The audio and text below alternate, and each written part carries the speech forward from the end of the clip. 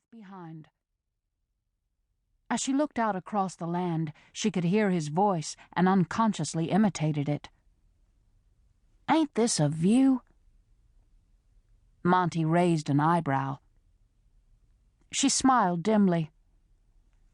"I can't climb a tree without finding a part of Blake up here with me." He drew a long breath. "Here I was fearing for your life, and you're reminiscing over past loves." "He was not my love, Monte.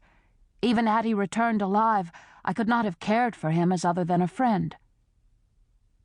She knew that to be true.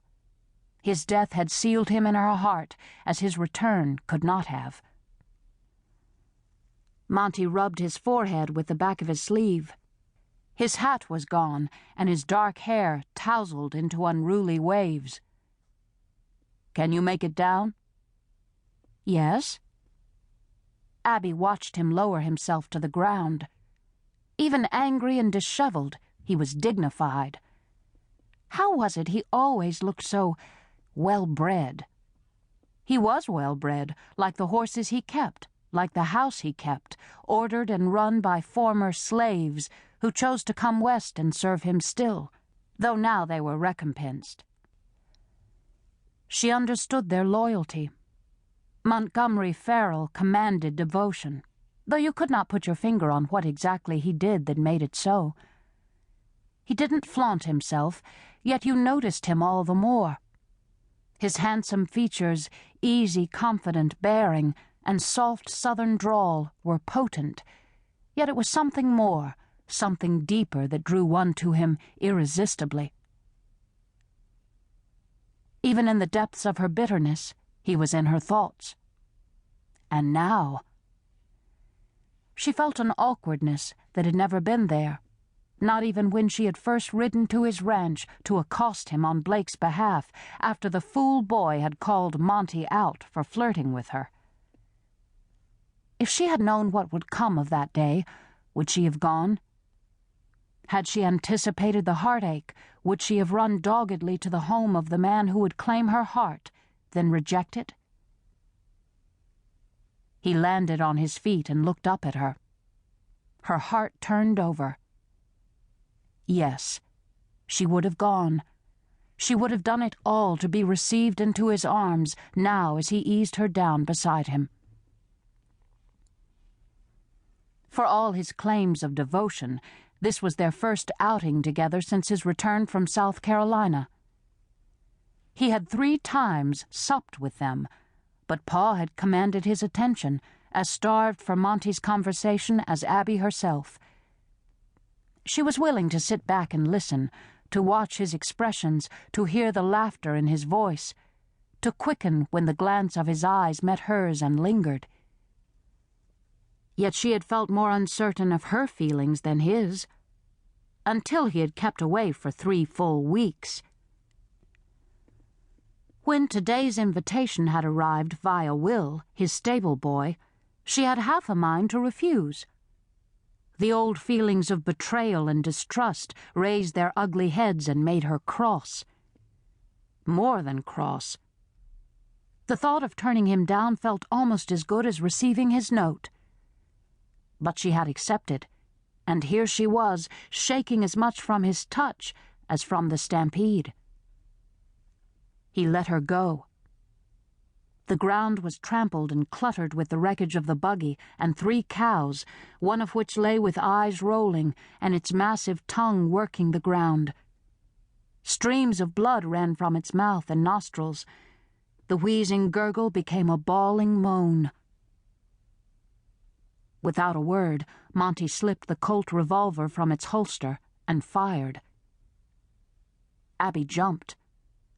The bullet hole was squarely centered in the cow's forehead. Its eyes glazed, the tongue sagged to the earth. Abbie stared from the animal to Monte.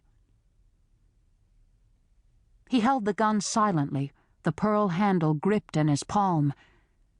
She had never before seen him use it. His face was hard, his jaw tensed. He suddenly seemed a stranger, a man she didn't know, had never known. He had to do it. The cow was suffering, yet... A rider galloped toward them. The shot must have brought him. The cowboy dismounted almost before the dust settled. "Mr. Farrell, how'd you... We didn't know..." He swallowed hard, no doubt at the look on Monty's face. "Someone got at the herd, sir. We circled round to head off the stampede from the house, but no one knew you were..." Abbie stepped away from the tree. The cowboy's mouth fell open as he took in her bedraggled state and the crushed buggy. Monty's voice was terribly controlled. "Did you see who spooked the herd?" The cowboy kicked the toe of his boot into the dirt. "I didn't, sir. I don't know about the others. It was unexpected." Monty drew himself up.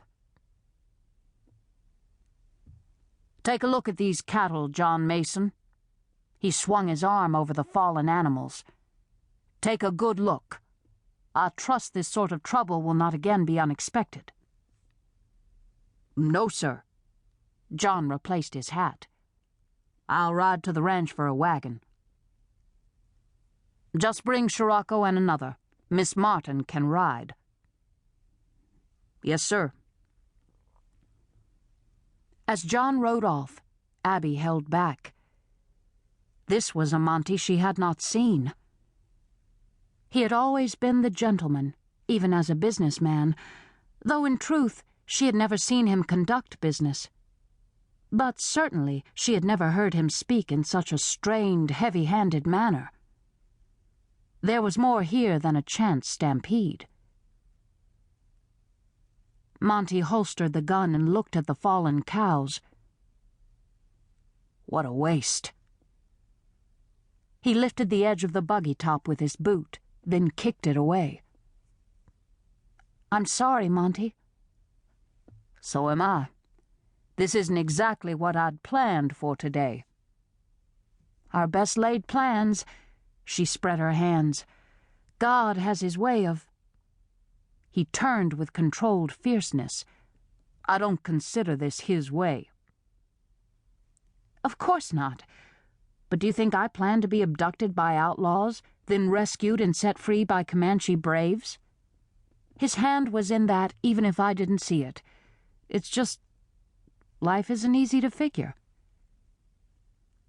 Monty showed a ghost of a smile.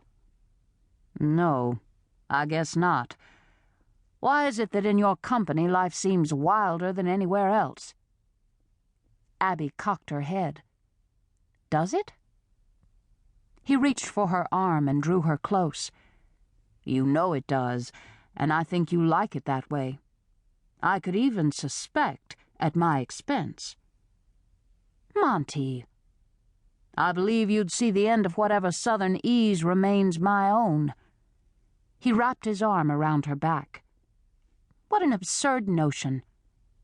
"If you were a belle, yes. But we both know..." "Don't you say it. If you bring up tracking and spearing fish..." "And tree climbing..." She frowned. "As though that isn't what saved our necks just now.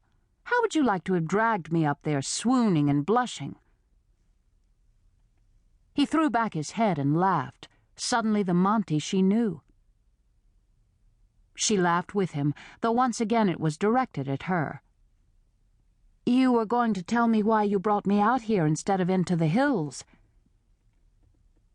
His eyes deepened, and the laughter calmed. "Yes. Well, it'll have to wait. I'm not of a mind to pursue it now." "Pursue it?" "You'll not wheedle it out." He pulled a sticky twig from her hair and released her. He turned and searched through the rubble. She could smell the new leather, paint, and varnish. The flawless seat fabric was now shredded, the stuffing in filthy clumps on the ground. His new factory-made buggy had withstood the stampede no better than his hand-built one could have. Abbie's throat felt like both drought and grasshoppers had descended upon it. She wished they'd brought a picnic.